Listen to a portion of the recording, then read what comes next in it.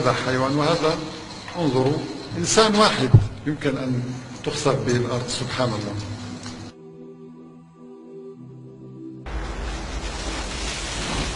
لذلك قال النبي عليه الصلاة والسلام: سيكون في آخر الزمان خسف وقذف ومسخ. سبحان الله. ورأينا كذلك أن النبي محمدا صلى الله عليه وسلم أخبر البشرية بهذه الأحداث قبل وقوعها ب14 قرنا. عن سهل بن سعد أن رسول الله صلى الله عليه وسلم قال: سيكون في آخر الزمان خسف وقذف ومسخ. قيل: ومتى ذلك يا رسول الله؟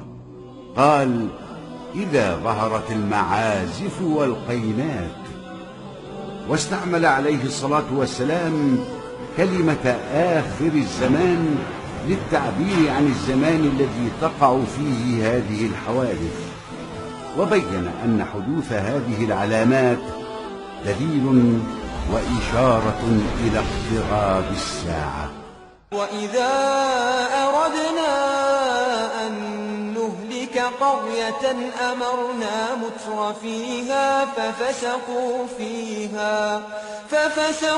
فيها فحق عليها القول فدمرناها تدميرا.